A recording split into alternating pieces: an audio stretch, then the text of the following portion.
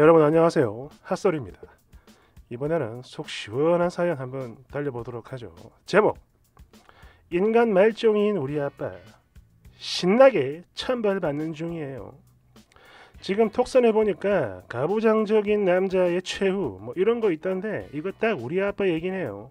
정확히 말을 하자면 가부장적이 아니라 그냥 양아치 쓰레기. 밥 먹고 일도 없고 마침 심심하기도 해서 그냥 편안하게 넋두리 하듯 써볼게요. 말 그대로 편하게 쓰는 거니까 음슴체 갑니다. 저희 집은 아들, 딸 이렇게 3남매인데 그중에 저는 막내예요. 오빠랑 언니는 연년생이고 저는 언니랑 5년 차이죠. 아직 우리 셋 모두 시집 장가를 안 갔지만 일단 우리 언니의 경우엔 아빠라는 인간 꼬라지가 죽어도 보기 싫다며 이미 벌써부터 독립해서 혼자 살아가는 중이고요. 당연히 아빠한테는 집이 어딘지 알려주지 않았죠.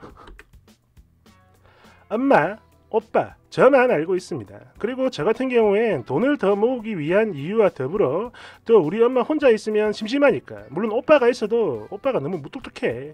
그래서 제가 악착같이 붙어있는 거예요. 그리고 우리 오빠 본인은 절대 아니라고 하지만 제가 보기엔 복수하려고 아빠한테 복수하려고 같이 사는 것 같아요. 진짜 괴롭힘이 뭔지 굴림이 뭔지 정확히 보여주는데 이런 오빠가 때로는 저조차도 무서울 때가 있어요. 그리고 제가 지금 음슴체를 쓰니까 괜히 어려진 느낌이지만 어린 나이가 아닙니다. 아무튼 우리 아빠라는 인간, 이 사람은 그냥 생물학적인 아버지일 뿐 남이죠. 남 같은 사람입니다. 그리고 지금은 저를 포함해 당신의 자식들 모두에게 쓰레기 취급을 당하는데 그게 왜 그런지 그거를 지금부터 써볼게요. 일단 이 인간이 젊었을 때 완전 유명한 동네 개쌍 양아치였다고 합니다. 그런데 우리 할아버지가 이 인간의, 당신 아들, 이 인간의 머리끄댕이를 잡아다가 개 패듯 죽도록 패고 성질 죽여서 인간과 비슷하게 만들어가지고 당시 정말 아무것도 모르는 이제 겨우 20살인 우리 엄마한테 장가를 보낸 거예요. 당시 장가만 보내면 그래도 인간이 될 줄 알았는데 그러질 못했다고 한탄을 하시면서 당신이 돌아가시는 그날까지도 저희 엄마에게 미안하다 이러시면서 사죄를 하셨다고 해요. 아유 어떡해. 그리고 우리 외할아버지는 일찍 돌아가셔가지고 이미 안 계셨고 외할머니만 계셨는데 7남매 중 둘째 딸인 우리 엄마를 당신이 힘드니까 그냥 묻지도 따지지도 않고 그냥 얼른 아이시고 잘됐네 이러고 보내버린 거예요, 시집을. 그래서 저는 아직도 이런 외할머니를 원망할 때가 있어요. 물론 그때 뭐 어쩔 수 없는 선택이었겠지만 아무튼 그렇게 혼례도 뭣도 없이 그냥 둘이 같이 살게 되면서 오빠랑 언니를 낳았는데 아빠라는 인간, 진짜 새끼라고 쓰고 싶은데 그냥 아빠라고 할게요. 그 양아치 근성이 어디 가게 했어요? 벌써 자식이 둘이나 있는데도 일은 하나도 안 하고 역마살 낀 개마냥 밖으로만 돌아다녔다고 해요. 정말 죽도록 쏘다녔다고 합니다. 당시 저희 엄마가 도시 부근 시골에서 밭 일이랑 밭에서 하는 일, 그 외에 여자가 또 할 수 있는 일용직 등등등 온갖 허들의 잡일이란 다 하면서 정말 힘들게 오빠랑 언니를 키웠는데, 이야, 그러던 사이에 이 짐승 같은 인간이 말이죠, 밖으로 나돌다가 바람이 났고 두 집 살림도 아닌 그대로 가출을 해버렸다고 합니다. 그러니까 그냥 처자식 버리고 나가버린 거예요.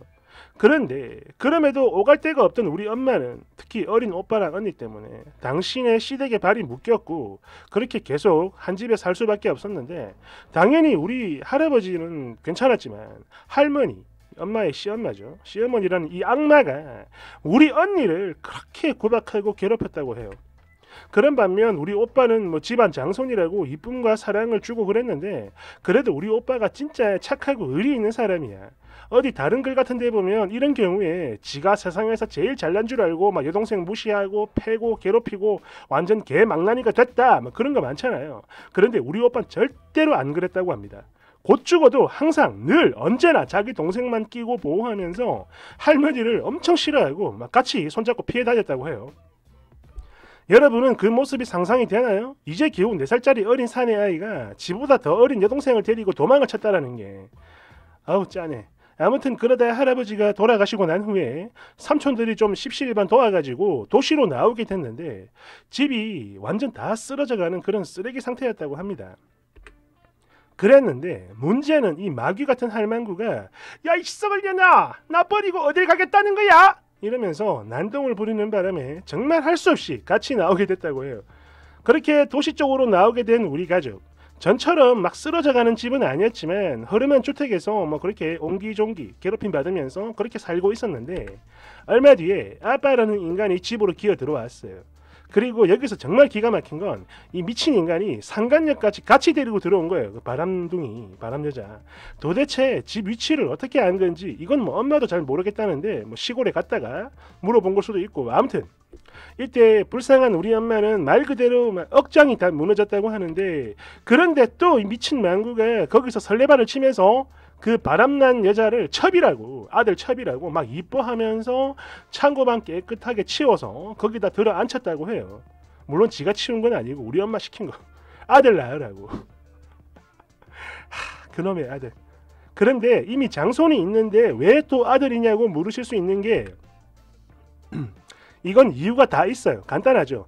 본인이 그렇게 죽고 못 살 만큼 좋아하고 이뻐하고 사랑하는 그 장손이 우리 오빠가 이 세상 그 누구보다 당신을 경멸했으니까 이러니 뭐 어쩌면 당연한 거 아니겠어요? 엄마 말에 의하면 이 미친 망구가 많이 답답했나 봐요. 정말 툭하면 울고 불고 막 그랬다는데 우리 오빠는 그럼에도 진짜 아예 꿈쩍도 안 했다고 합니다.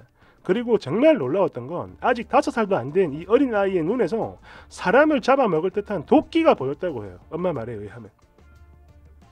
그리고 이건 저도 이유를 모르겠는데 할머니한테 자식은 오직 아빠 하나뿐이었습니다.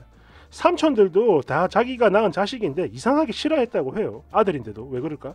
여튼 저희 할아버지 돌아가시고 안 계시니까 아빠라는 인간은 지 엄마를 등에 업고 기세 등등 그렇게 이 괴랄한 조합이 다 같이 한 집에서 살게 됐는데 그러니까 이 인간이 마누라 둘을 데리고 살게 된 거죠. 아빠가 유일하게 무서워했던 분이 저희 할아버지인데 할아버지 돌아가셨으니까 그래서 아마 다시 집으로 돌아오지 않았나 싶기도 해요. 그런데 여기서 또 이상한 반전이 있는 게 첩한테 그토록 바라던 아들은 아예 소식도 없고 제가 뿅 하고 태어난 거예요. 거기다 아들도 아닌 딸이. 그렇게 저 태어나고 한 2년인가? 그때까지도 소식이 없자 망구가 첩을 배신했다고 합니다. 애 못 낳는다고 집에서 쫓아버렸다고 해요. 그리고 불쌍한 우리 엄마는 또 딸 낳은 죄인이 되어 맞고 살았다고 하는데 그러고 보니까 이거는 제가 5살 땐가 그때 기억인가 그런데요. 아빠라는 인간이 남자가 뭘 시키면 여자가 바로바로 해야지 어디서 감히 토를 달아 이런 연병을 하면서 막 그릇 던지고 바통 깨부시고 문짝 박살내고 이게 진짜 한두 번이 아니었어요. 다 기억나. 어릴 땐데도 다 기억나. 엄마는 미친 아빠랑 할매한테 대들면서 싸우고 오빠는 우리 꼭 껴안으면서 보호하고 그럼에도 이 그지 같은 인간들에게 엄마는 항상 새밥을 따박따박 지어다 바쳤어야 했다고 해요. 제 뇌리에 제일 강하게 박힌 단어가 바로 이겁니다. 어디서 여자가? 이거를 늘 입에 달고 살았어요. 그 미친 인간이. 그러고 보니까 저 대신 오빠가 맞은 적도 있고 아빠 고함 소리에 놀래서 경기하던 저를 언니가 부둥켜 안고 엉엉 운 적도 있어요. 이땐 엄마는 일 나가고 오빠 학교 가고 없어가지고 언니랑 둘이 있는데 이제 운 거죠. 그런데도 이 마귀 같은 할망구는 그런 걸 바로 옆에서 보면서도 자기 아들 말릴 생각 1도 없었어요. 저한테는 산타클로스라는 게 없었습니다. 아니 애초에 믿을 기회나 여유조차 없었죠. 아무튼 이렇게 한 집에서 다 같이 살기 시작한 뒤론 뭐 뻔해요. 늘 지옥이었지. 막노동을 다니면서 돈을 가져오긴 했던 모양인데 그래봐야 개미 똥구멍만큼 쥐어주고 그래놓고도 세상 유세란 유세 다 부리고 에이 그러다 어찌어찌 지 기분 좋은 날 저희한테 과자라도 하나 사주면 그 마귀 같은 할망구는 우리를 마치 지 아들 피 빨아먹는 거머리 벌레처럼 바라봤어요. 실제로 우리를 경멸하듯 쳐다보면서 이 버러지 같은 것들 이런 소리를 하기도 했습니다. 그렇게 시간이 다시 흐르고 흘러 둘째인 언니가 장남인 오빠보다 먼저 취업 전선에 뛰어들게 됐는데요. 면접 때 입을 그 옷 한 벌은 고사하고 빨리 돈 벌어서 키워준 값 갚아라 이런 소리를 했던 게 바로 애비라는 인간과 그 인간의 애미였어요. 할마귀죠. 그런데 우리 엄마가 남편 보고는 없어도 자식 보고는 있나 봐. 시간이 좀 더 흘러서 그 미친 할마귀가 지옥으로 가버림과 동시에 자세히는 못 쓰지만 결코 좋게 죽지는 않았습니다. 하루는 시골집에 잠시 갔다가 그 다음날 저녁에 경운기에 깔려 죽었는데 뭐 천벌 받은 거죠. 아무튼 저희 셋 다 좋은 대학까지는 아니지만 괜찮은 직장을 얻었고 그렇게 돈이 아쉽진 않게 나름 풍족하게 잘 사는 중입니다. 언니는 당시 직장생활 빨리 하면서 야간대 다녔고 졸업을 했어요. 그때. 여하튼 이 망할 쓰레기 모자 2명 덕분에 우리 3남매의 우애는 그야말로 천하제일이죠. 유비관우 장비도 울고 갈 거예요. 이렇듯 머리가 커지고 능력도 생기고 이러면서 저 인간은 점점 더 늙어가는데 올해 66입니다. 할배죠, 할배. 그렇게 옛날엔 그렇게 무섭고 폭군 같았던 이 악마가 이젠 뭐 너무나 한심하고 그렇게 작아 보일 수가 없어요. 아 그래 이제부터 천벌 받는 거야. 천벌 받는 거는 2부에서 봅시다. 감사합니다. 빨리 올릴게요.